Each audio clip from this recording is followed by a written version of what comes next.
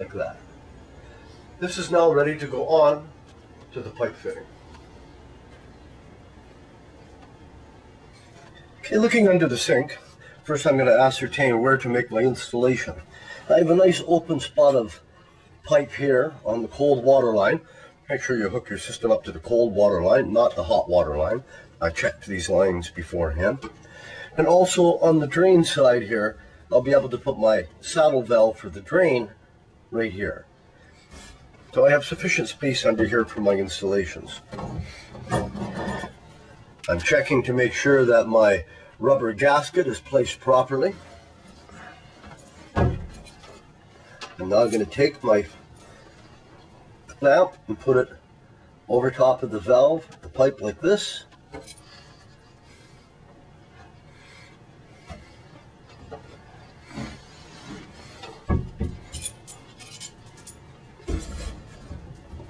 It's a little bit awkward here working in such a way to make the video presentation possible.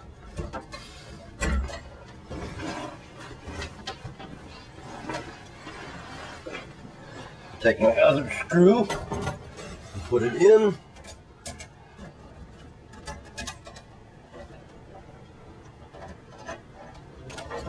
Tighten them up finger tight.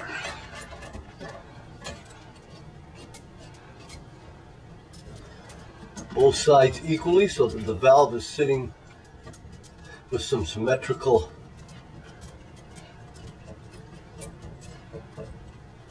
integrity.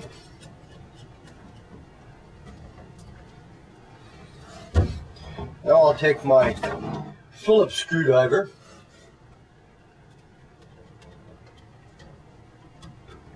and snug up both of these screws.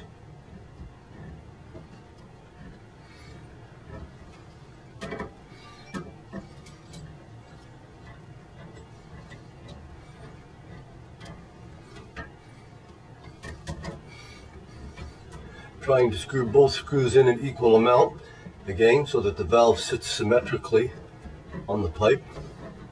You don't want one side to be pulling harder than the other side, or it'll tend to pull the saddle valve itself off to one side, putting pressure on the needle.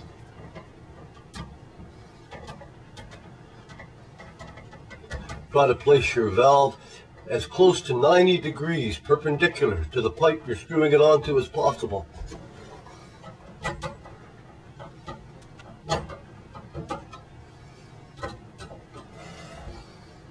I like the way that's sitting, it looks good.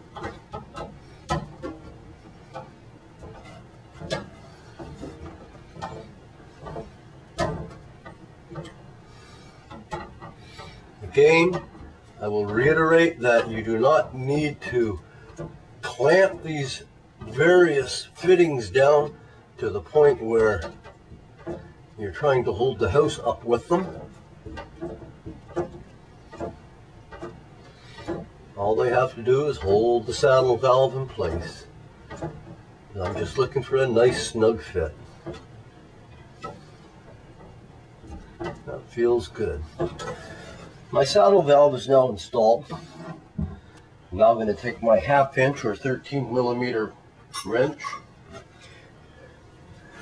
I'm going to finish tightening up the nut.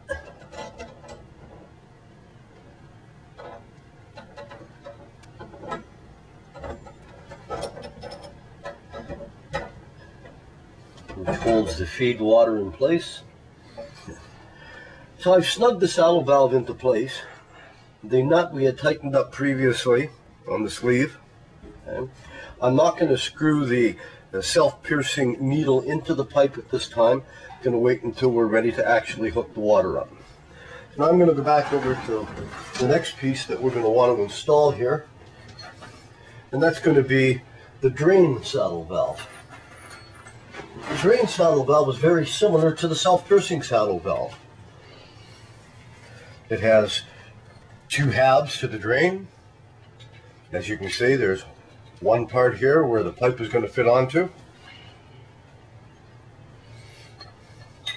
The orange pipe is your drain valve. Then I'll take the rubber gasket, just like we did with the self-piercing feed valve. We'll place the rubber gasket inside the saddle valve with the hole over the hole, sticky side against the valve.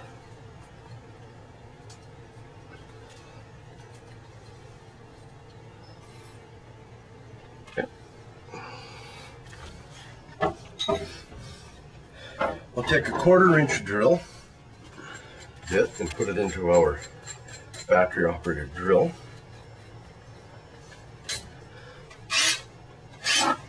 We're going to drill the hole above the halfway mark of the pipe, as high in the side of the pipe as possible.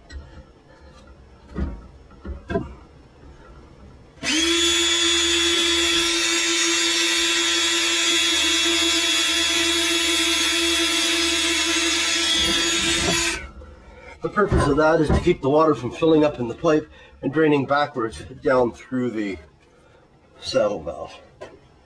There is a check valve in place in the line, but always take as many precautions as possible. Now we take the saddle valve, the 2 screws, and the 2 nuts. We place the saddle valve in place directly over the hole. How I line the saddle valve up with the hole is simply by taking a screwdriver, placing through the end of the saddle valve, putting the saddle valve into the hole,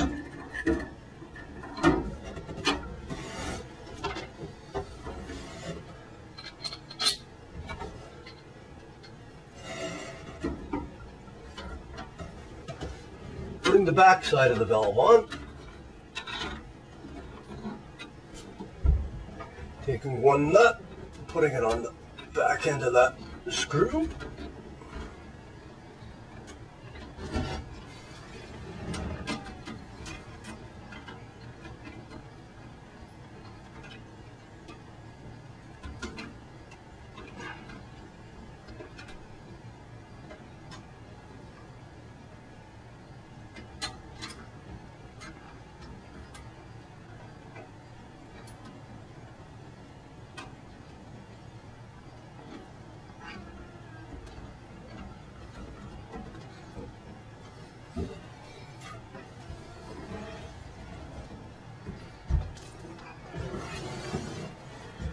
Hold the saddle valve in place, pull the screwdriver out, use the screwdriver to snug up the screws.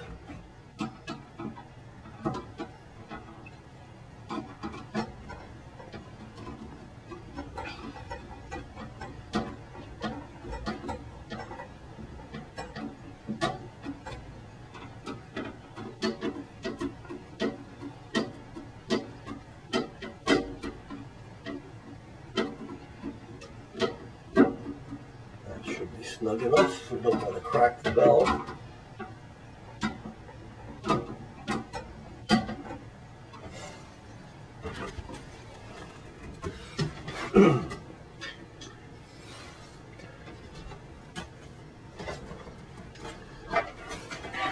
Now we take our drain line, we check our flow valve, and make sure the arrow on the flow valve is in the direction of the drain. Reverse osmosis will be in this direction. The water is flowing from the reverse osmosis to the drain. We'll take and slip our fitting over the end of the pipe, leaving a good amount of the pipe pushing through the fitting.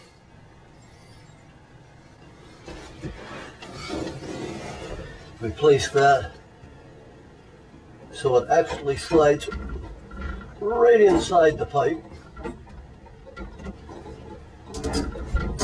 Then we screw on the nut. Again, just finger tight. Be sure that the tube that goes into the drain saddle valve protrudes at least a ½ inch into the pipe, so that as the water flows through and goes into the pipe, it doesn't leak. Now what we're going to do is we're going to bring our reverse osmosis unit around here. So I'm going to test my feed line now. I'm simply going to take the feed line, open end. I'm going to put it up over here over the sink. I'm going to screw in my self-piercing valve.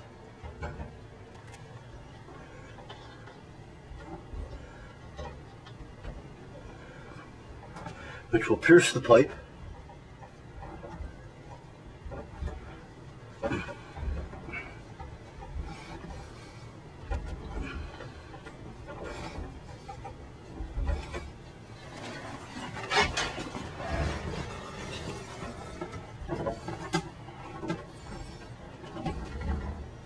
It just got easy. That tells me I am now into the pipe. I'll give it a good pierce. Okay, I've now screwed the self-piercing valve into the pipe. I'm going to bring the feed valve back out. Just make sure that it runs some water through it by unscrewing the valve.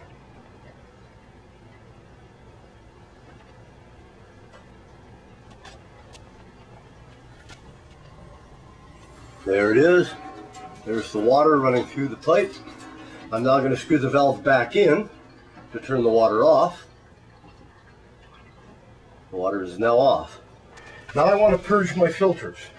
The reason I'm going to purge my filters is the carbon filters will leach a little bit of carbon into the purge water. I don't want that carbon to go through and into my reverse osmosis membrane. So first I'm going to clean the filters. So I'm going to remove the black plug from the feed water end of the pre-filter. And I'm going to place my feed water line into the feed water end of the pre-filter. It's in, give it a little tug, feels good. On the other end of the filter, the 1/4 inch line comes out to the RO membrane. So I'm going to disconnect that line for the moment, and I'm going to put my own line that I always carry with me for this purpose. I keep this yellow line. I like colors, so I always have different colors for all the different purposes, and I don't get my lines mixed up. And I'm going to put that in here.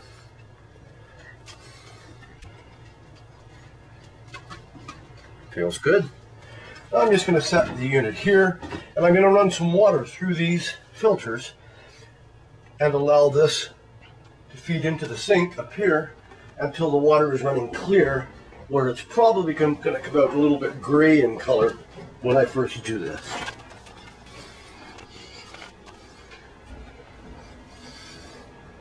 It will take a minute for the filters to actually fill up.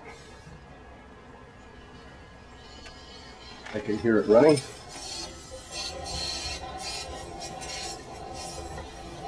You don't need to screw it out all the way until you hear that water running. Now my filters are filling up. I'll wait till the water starts coming out of here. Initially, I'll hold this white backing like this. You'll be more able to see the color of the water as it comes out.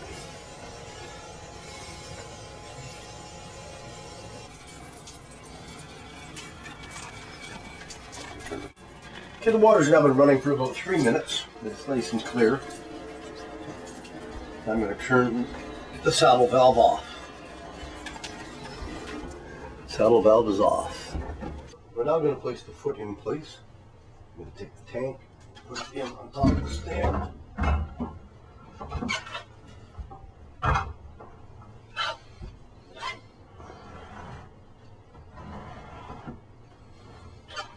And the tank is ready. I'm going to take the feed line, put it back onto the feed line into the first filter. Give it a little tug. The feed line is back on.